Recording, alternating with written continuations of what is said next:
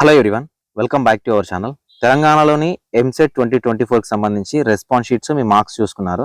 ఈ వీడియోస్ ప్రతి ఒక్కరు మీ మార్క్స్ ఏంటి, మీ క్యాస్ట్ ఏంటి అండ్ మీ స్ట్రీమ్ ఏంటి, ఇంజనీరింగ్ అగ్రికల్చర్ కామెంట్ సెక్షన్లో కామెంట్ చేయండి. చాలా మంది స్టూడెంట్స్కి ప్రీవియస్ వీడియో చేశాను, అందులో నార్మలైజేషన్ గురించి ఎక్స్ప్లెయిన్ చేశాను. యాక్చువల్గా నా స్టూడెంట్స్కి ఉన్న డౌట్ ఏంటంటే అసలు నార్మలైజేషన్లో మార్క్స్ పెరుగుతాయా, తగ్గుతాయా, ఒకవేళ పెరిగితే ఎన్ని పెరుగుతాయి, అసలు నార్మలైజేషన్ అంటే ఏంటి, ఈ డీటెయిల్స్ అన్నీ కూడా ఈ వీడియోలో ఎక్స్ప్లెయిన్ చేస్తాను. ఫ్రెండ్స్, మీరు ఎంసెట్ నుంచి మీ కాలేజ్లో జాయిన్ అయ్యేంత వరకు మన ఛానల్ నుంచి గైడెన్స్ అనేది ప్రొవైడ్ చేయడం జరుగుతుంది. సో కాబట్టి ఛానల్ని ఫాలో చేయండి. డిస్క్రిప్షన్లో టెలిగ్రామ్ గ్రూప్లో, టెలిగ్రామ్ ఛానల్లో కానీ అండ్ ఇన్స్టాగ్రామ్లో ఫాలో చేయండి. మీకు ఏమైనా డౌట్ ఉంటే అడగండి. ఏదైనా క్విక్ అప్డేట్ ఉంటే ప్రతిదానికి వీడియో చేయకుండా నేను మీకు అప్డేట్స్ అనేవి ఇస్తాను. సో చాలా మంది వీడియోస్ చూడడం కాదు, ఖచ్చితంగా లైక్ చేయండి. ఎందుకంటే 3-4 మంత్స్ మాత్రమే మీరు నాతో ట్రావెల్ అవుతారు. నేను చెప్పే ప్రతిదీ మీరు మిస్ అవ్వకూడదు అనుకుంటే, మీరు నన్ను ఎంకరేజ్ చేయాలనుకుంటే ఛానల్ని లైక్ చేస్తేనే చూసే వాళ్ళకైనా ఓకే ఈ వీడియోలో కంటెంట్ ఉంది అని అర్థమవుతుంది. ఓకేనా? సో ఈ పార్ట్ అంతా అయిపోతే మనం కంటెంట్లోకి వెళ్తే, తెలంగాణలోని ఎవరైతే రెస్పాన్స్ షీట్స్ డౌన్లోడ్ చేసుకున్నారో అవన్నీ కూడా మార్క్స్ చెక్ చేసుకున్నారు కదా, మీకు ఎవరైతే ఇన్కరెక్ట్ అయ్యాయో కరెక్ట్ అయ్యాయో మార్క్స్ చెక్ చేసుకున్నారు కదా, ఆ మార్క్స్ అన్ని కూడా మీకు రా మార్క్స్ అంటారు వాటిని. ఓకేనా? అవి మీకు మీ షిఫ్ట్లో వచ్చిన రా మార్క్స్ అంటారు. అసలు నార్మలైజేషన్ అంటే ఏంటి, ఎందుకు చేస్తారంటే, ఇప్పుడు ఫర్ ఎగ్జాంపుల్కి A shift, B shift, C shift అనేది 3 షిఫ్ట్లు జరిగినాయి అనుకోండి. అందరికీ ఒకేసారి ఎగ్జామ్ జరిగినప్పుడు డిఫికల్టీ లెవెల్ అనేది సేమ్ ఉంటుంది. ఫర్ ఎగ్జాంపుల్ ఏ అనేవానికి టఫ్ వచ్చింది, బి అనేవానికి మోడరేట్గా వచ్చింది, సి అనేవానికి ఈజీగా వచ్చింది అనుకోండి.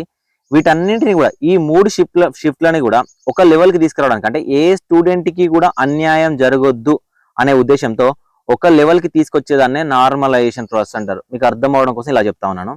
అయితే బేసిక్గా మనకు ఏ షిఫ్ట్లో టఫ్ వచ్చింది, ఏ షిఫ్ట్లో ఈజీగా వచ్చింది అనేది స్టూడెంట్ పాయింట్ ఆఫ్ వ్యూ నుంచి ఉండదు. ఎందుకు స్టూడెంట్ పాయింట్ ఆఫ్ వ్యూ నుంచి ఉండదు అంటే, ఒక షిఫ్ట్ లో మెరిట్ వాళ్ళు ఉంటారు, ఒక షిఫ్ట్ లో నాన్ మెరిట్ వాళ్ళు ఉంటారు. ఒక షిఫ్ట్ లో ఈజీ అనిపిస్తుంది, ఒక షిఫ్ట్ లో హార్డ్ అనిపిస్తుంది. అంటే ఎవడి షిఫ్ట్ వానికి హార్డ్ అనిపిస్తూ ఉంటుంది అనమాట. కాబట్టి దీనికోసం స్టూడెంట్స్ పాయింట్ ఆఫ్ వ్యూలో నార్మలైజేషన్ ఉండదు. నార్మలైజేషన్ కోసం మనకు ఒక ప్రాసెస్ ఉంటుంది. ఆ ప్రాసెస్ లో ఆ షిఫ్ట్ లో ఎంతమంది క్వాలిఫై అయ్యారు, ఎంతమంది అటెండ్ అయ్యారు, ఎంతమంది డిస్క్వాలిఫై అయ్యారు, ఎంత టాప్ మార్క్స్ వచ్చాయి, దీన్ని బేస్ చేసుకొని ఆ ఓవరాల్ డే ఉంటుంది కదా, ఒక షిఫ్ట్ లో ఉన్న మనకు యావరేజ్ ని ఆ డేలో ఉన్న యావరేజ్ తో కంపేర్ చేస్తారు. ఇలా కంపేర్ చేసి ఆ షిఫ్ట్లు అన్నింటినీ కూడా, ఒక డేలో ఉన్న 3 షిఫ్ట్లు ఏదైతే ఉంటాయో వాటన్నింటినీ కూడా మనకు ఒక లెవెల్లోకి తీసుకురావడం జరుగుతుంది. దీన్ని నార్మలైజేషన్ ప్రాసెస్ అంటారు. ఈ విధంగా నార్మలైజేషన్ ప్రాసెస్ అనేది చేస్తారు. సో మనకు కావాల్సింది ఏంటంటే, అసలు నార్మలైజేషన్ లో మార్క్స్ పెరుగుతాయా తగ్గుతాయా అంటే, నార్మలైజేషన్ అంటే మార్క్స్ పెరగడానికి తగ్గడానికి 2 రకాల ఛాన్సెస్ ఉంటాయి. ఫర్ ఎగ్జాంపుల్ నాది ఫుల్ టఫ్ షిఫ్ట్ అనుకోండి, నాకు మార్క్స్ పెరుగుతాయి. అసలు ఈజీ షిఫ్ట్ అనుకోండి, మార్క్స్ తగ్గే ఛాన్సెస్ ఉంటాయి. లేదు అసలు అన్ని పేపర్స్ కూడా ఒక ఈజీ టు మోడరేట్ లెవెల్లో వచ్చినాయంటే ప్రతి ఒక్కరికి మార్క్స్ అనేవి పెరుగుతాయి. ఇప్పుడు ఒక షిఫ్ట్ లో 10 మార్కులు పెరగచ్చు, ఒక షిఫ్ట్ లో 1 మార్క్ పెరగచ్చు, ఇంకొక షిఫ్ట్ లో 2 మార్కులు తగ్గొచ్చు, ఇంకొక షిఫ్ట్ లో 5 మార్కులు కూడా తగ్గొచ్చు. సో నార్మలైజేషన్ అంటే మార్క్స్ పెరగడానికి తగ్గడానికి 2 విధాల ఛాన్సెస్ ఉంటాయి. సో కాబట్టి మీకు వచ్చిన మార్కులలో, అంటే ఈ ఇయర్ ఉన్న పేపర్ అనాలిసిస్ ని చూస్తే, సో పేపర్లో ఉన్న డిఫికల్టీ లెవెల్ని చూస్తే ఆల్మోస్ట్ అన్ని షిఫ్ట్లలో మార్క్స్ పెరగడానికే ఛాన్సెస్ ఉన్నాయి.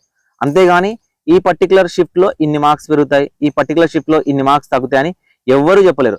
అది కంప్లీట్లీ మనకు సాఫ్ట్వేర్ డిజైన్డ్ ప్రోగ్రామింగ్ ద్వారానే చేస్తారు. మాన్యువల్గా ఏ మనిషి కూడా చేయడానికైతే వీల్లేదు.